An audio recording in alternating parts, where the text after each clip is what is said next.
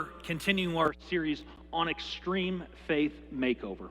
Now, when we're talking about an extreme faith makeover, what we're talking about is really diving into Hebrews chapter 11 and trying to understand what it means to live a life of faith, trying to grasp what it means to exemplify a life of faith. Now, many of us were familiar with the TV show Home Makeover. And this TV show, it's somewhat interesting because they're going to take a family, they're going to remove them from this home, they're going to send them off to some resort for a week. And when the family comes back, the home is transformed. It's beautiful. It's amazing. It's what many of us would refer to as a dream home.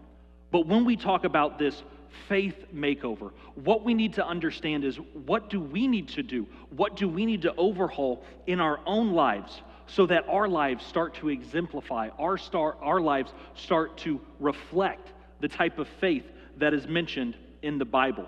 And if you have your Bibles or if you have your Grace Church app, you can go to Hebrews chapter 11, verse 5. That's where we're going to be taking our key text from. But what's interesting about this chapter, when you read the subsequent verses, each of them start to give an example of the type of faith that we are supposed to have.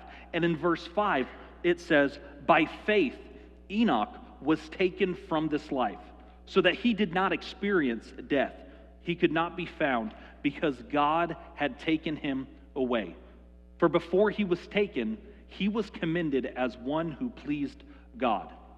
And as I kind of alluded to, this chapter is very interesting because the writer of Hebrews, in the verses prior to verse 5, they start to give us examples of faith. They start to give us the elders, the heroes, the people who preceded us in faith. And they start to kind of outline their faith. And each of those believers, they start to give us a characteristic or a quality of faith. And what the writer of Hebrews is trying to say to each and every one of us is that faith is to be learned by watching and being around others with faith. There's a principle, and it's very clear in the Bible. It says that who we are with has the ability to enhance our faith, but in the same way, who we are with also has the ability to detract from our faith. You see the verse that says, "As iron sharpens" what? Iron. Who we are with has the ability to enhance. But there's also the principle in Proverbs chapter 13, verse 20. It says, "He who walks with wise men will be wise, but the man who walks in a companion of fools will be destroyed." Who we are with has the ability to enhance our faith, but in the same aspect, who we are with has the ability to detract from our faith. Last week we talked about Abel, and that's in verse 4. And what's amazing about Abel is he is the first one to buy in with his faith. When you study the genealogy, when you start to look at the biblical narratives, you start to understand that Abel was one of the first examples of faith. And what did he do? He worshiped God. And in verse 4 it says, "It was by faith that Abel brought a more acceptable offering to God than Cain did." Abel's offering gave evidence that he was a righteous man and that God showed his approval in his gifts. Although Abel is long dead, I love this last part. It says, "Although Abel is long dead, he still speaks to us with his example of faith." When you study biblical interpretation, there's a rule. It's called the rule of first mention. And Abel is the very first story of faith that we are given. And through that, we start to gain insight. We start to understand what the very core principle of faith and what that is supposed to be. That is simply to worship, to give to God. Now, I need you guys to kind of get this, to understand. You see, worship for Abel, it was him bringing something to God. It wasn't receiving, it was giving to God. But it wasn't just that. You see, Abel, he didn't just bring something to God. He brought his best to God. You see the verse, what does it say? It says Abel brought a more acceptable offering. He brought his best to God. Now, some translations, they change it and they say that Abel brought a more excellent sacrifice to God. What is the definition of excellent? It is something that has outstanding quality or superior merit. What is the definition of sacrifice? The surrender of something prized or desirable for the sake of something greater. What did Abel do? He brought his best to God. And that is the very first example that we have of someone exemplifying a life of faith. What did he do? He worshiped God by giving his very best. And I cannot stress the importance of this, that faith's first illustration is someone giving something to God, not receiving, but someone giving to God. And faith, it's more than us receiving, it's about giving to God. And there's a quote from a theologian from the Middle Ages, not to be confused with Martin Luther King Jr., but Martin Luther. He was a theologian who existed in the Middle Ages. He made a statement. He said that I have tried to keep things in my hands, and I have lost them all. But the things that I surrendered to God, the things that I gave to God, that I have put in his hands, those things I still possess. You see, faith is more than receiving. Faith is about us giving. And we see this principle in the New Testament in Acts chapter 20, verse 35. It says, I have been a constant, this is Paul talking, he says, I have been a constant example of how you can help those in need by working hard. But you should remember the words of our Lord Jesus. It says, it is more blessed to give than to receive. When we make faith different from what the Bible is telling us to do, we are going to be severely disappointed. You see, our faith, first of all, is to honor God. How do we honor God? We worship God. How do we worship God? We give to him. But the second thing we learn from studying Enoch is simply the walk. Now, I want us to look at two accounts or two verses that mention Enoch, one from the Old Testament and the other one from the New Testament. The New Testament one we read, it's Hebrews chapter 11, verse 5. But just for refreshing, it says, by faith, Enoch was taken from this life so that he did not experience death. What is that? By faith. By faith that he was taken. Now, I want us to look at another version. The contemporary English version says, Enoch had faith and he did not die. I love this. He pleased God. He pleased God, and God took him up to heaven, and this is why his body was never found. But when you compare that to the Old Testament version in Genesis chapter 5, verse 23 through 24, it says that Enoch lived 365 years walking in close fellowship with God. Let's just pause. Let's think of the gravity of that statement for 1 second. He lived 365 years. And what did he do? He walked close with God. He didn't have a moment. He didn't have a week, a month, a year. He lived for 365 years, and he walked in close fellowship with God. When you compare the Old Testament version and the New Testament version, the thing that stands out to me is the Old Testament, it doesn't mention faith. What it says is he walked with God. He was close to God. One translation states that Enoch, he lived to please God all of this time. Then Enoch wasn't there anymore because God took him to be with him. You see, if we are truly worshiping in God, then it's going to show up in how we live. Our walk and our continual walk with God is how our faith progresses. The next thing we learn from Enoch is that our faith has to be louder than our words. And Enoch shows us that faith isn't about what we're saying, it's about what we're doing. There's an amusing story from the U.S. Civil War. There was an army on this particular day that needed to cross the river. And the general recognized the strategic importance of getting his army across the river. So he went to all the engineers and he said, I'm going to give you guys one night. I need you guys to come together and figure out how to build a bridge, because tomorrow morning we need to cross that river. Our artillery, our horses, our wagons, everything, we need to get across that river. And so then he went to his wagon master and he said, I need you to prepare the wagons. I need you to prepare the horses, the artillery, prepare everything so that we can get across that river. The wagon master said, yes, sir, I understand, and he left the tent.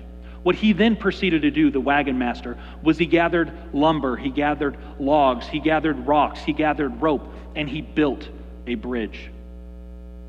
Long before daybreak, the wagon master went to the general and he said, sir, the bridge is built, all the artillery, all the horses, all the troops, all the wagon, everything is across the river. The general was amazed and he said, where are all my engineers? And he said, sir, they were in the tent talking, trying to figure out how to build a bridge. You see, faith isn't about what we're saying. Faith is about what we are doing. And the brother of James picks up on this principle. You see it in James chapter 2. It says, what good is it, my brothers and sisters, if anyone claims to have faith, but they have no deeds? Can such faith save them? You see, Abel's faith was about giving to God. He needed to sacrifice something. He needed to bring his best. He needed to worship God. But Enoch's faith was about living in close relationship to God. So how to walk? How do we do this?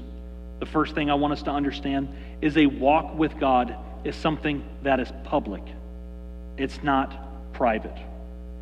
And if we are truly living for God, our lives should be a reflection of our faith. Our lives should be a reflection of the principles that accompany our faith. Our lives should look different than that of this world. Now, faith may be processed privately, but it needs to be lived out publicly. One of the things I love to do is I love to share the story of how my wife and I came to be parents of two beautiful children. Many of you guys have heard this before. We adopted two beautiful kids from the country of Colombia. Now, one of the things that was fascinating to me as far as adoption goes was the level of secrecy that we had to have in regards to adopting our kids.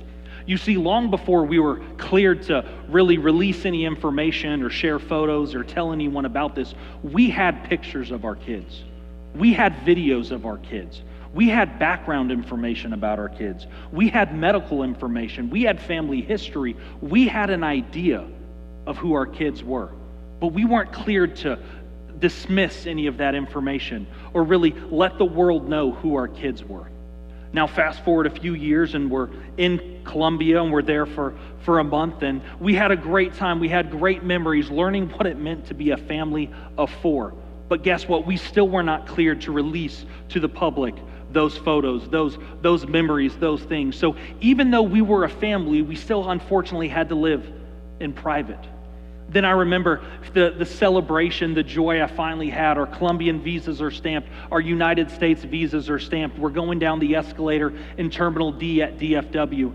And I remember the baggage claim sitting there. And I remember furiously typing away and posting to Instagram and Facebook and sharing, saying, Brooke's party of four has finally arrived.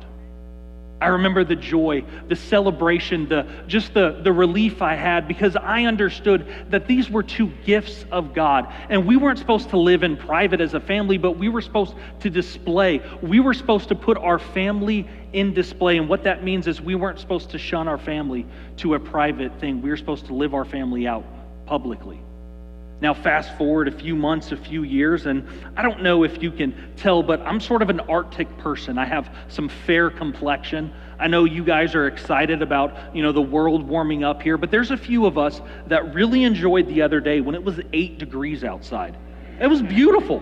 I was so happy. Me and my dog, we were outside. He's an Arctic breed, so he and I were thinking it was a spring day. It was a wonderful moment. But my kids, they don't necessarily look like me. They come from a Latin American country. Sometimes they use words that are different. They speak Spanish. They use words that are unfamiliar to English speakers. And so there are times when we're out as a family and there's people that are trying to figure out how we go together. They're looking at us, trying to examine, hey, how do these people go together? But you know what they start to see? They start to see our actions. They start to hear our words. And they start to understand that we belong together, that we are a family. Now imagine if we had faith that was that way as well, that was a public display, that people could start to see in our own lives that our faith looks different from that of the world, that our faith wasn't necessarily a private thing, but it was on public display, that we were publicly showing that we are children of God. Just imagine that. You see, people hide behind this idea of a personal and private faith. And yes, you can have private moments with God, and you should have private moments with God. You should be on your knees praying to God. You should be in private Bible studies with God. You should be worshiping God alone. But don't let those private moments dictate the entirety of your walk with God. You see, we cannot hide behind the idea that faith is a personal and a private thing. Unfortunately, there's too many people in this world that they believe that faith is so private that it's theirs, that God doesn't even know that they have faith.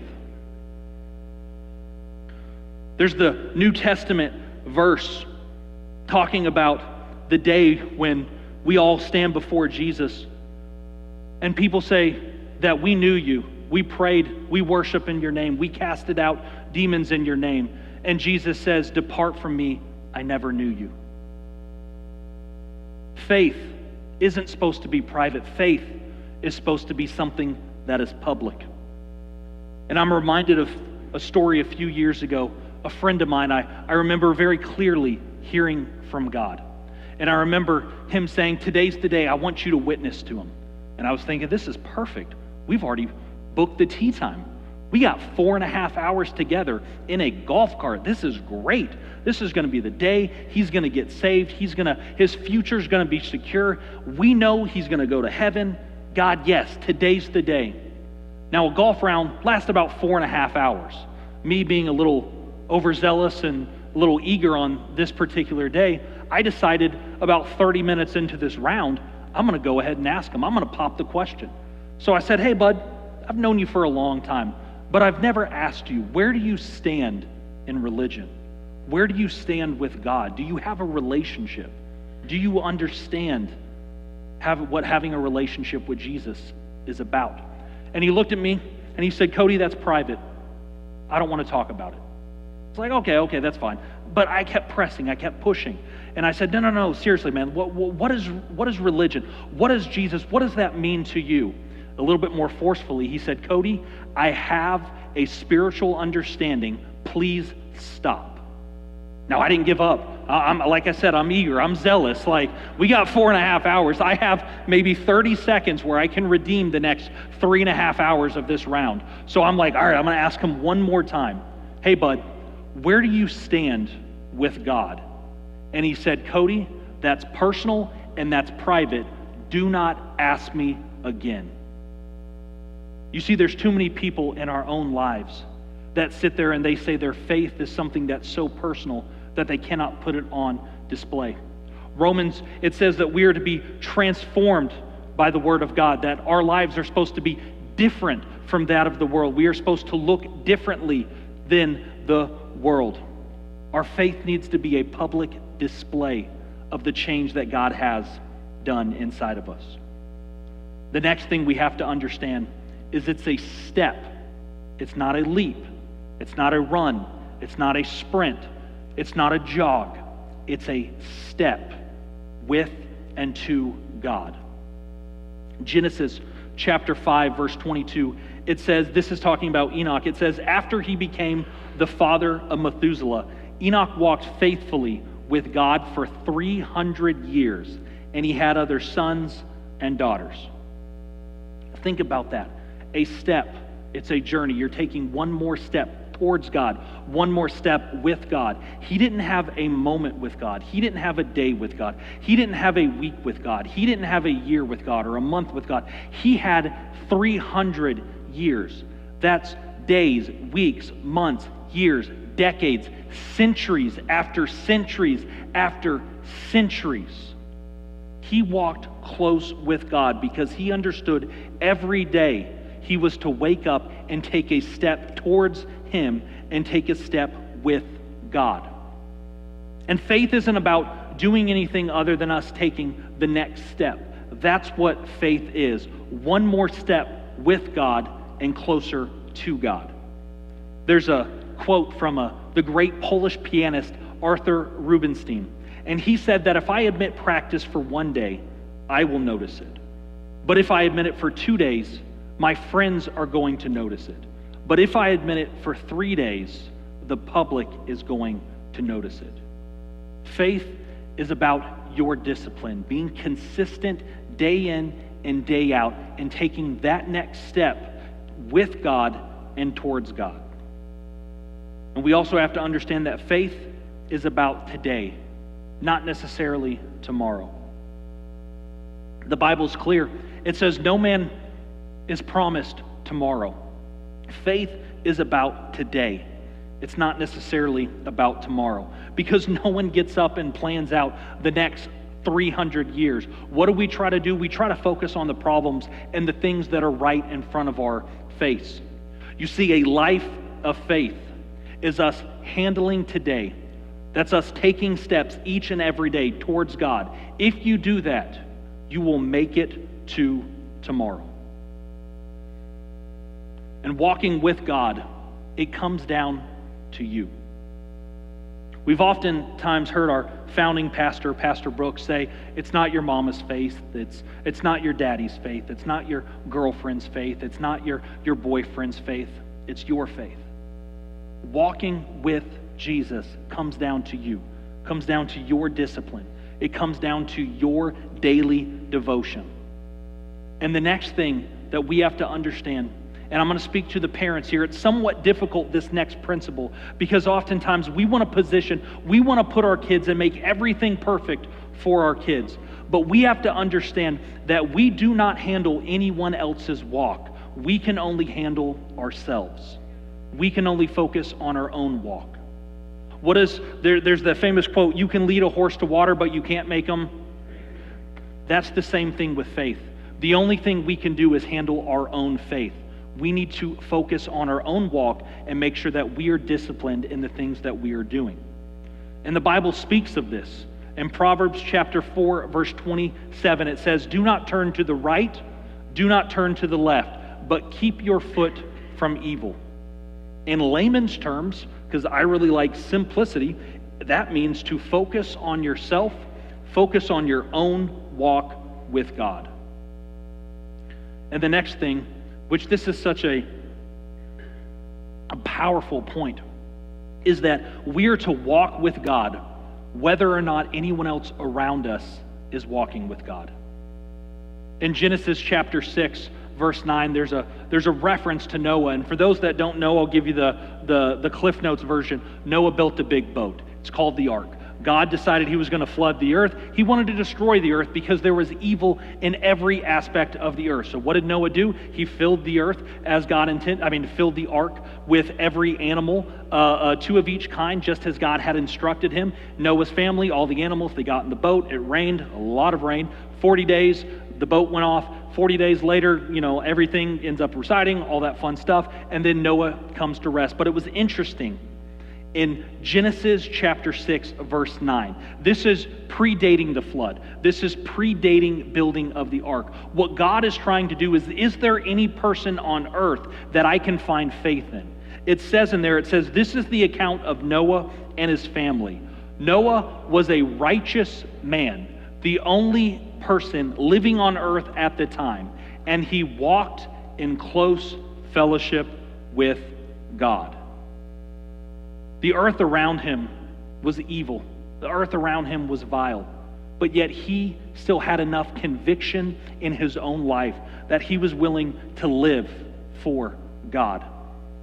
We need to walk with God whether or not anyone else around us is walking with God. And when we are walking with God, please understand that means we are with God. The Bible tells us that he does not leave us. He does not forsake us.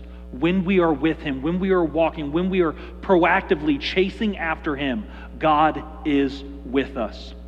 And too often, we're asking the wrong question. We're saying, hey, God, you've asked me to do this crazy thing. You've asked me to display this crazy faith. And if I do it, Are you going to be with me? And that's the wrong question. What we should be saying is, are you going to be with God? Not if God is going to be with you, but are you going to be with God? And when we're walking with someone, when we're walking with God, what that means is we're staying close to them. God is always nearby. One of the things I love about my daughter is we'll be in public places and I'll look at her and I'll say, Natalie, I need a hand, or necesita tus mano, I need your hand in Spanish. And what she always responds to me is she always says, Daddy, I'm here. Not okay, not anything other than Daddy, I'm here. What she's trying to say is, Daddy, I'm here, I'm close to you.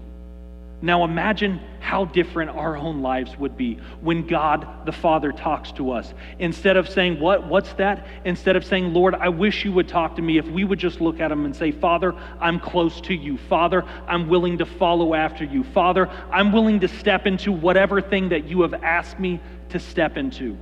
Imagine if we were close enough that we could hear God's voice, that we weren't searching for it, that we were close enough that we understood what his voice sounded like.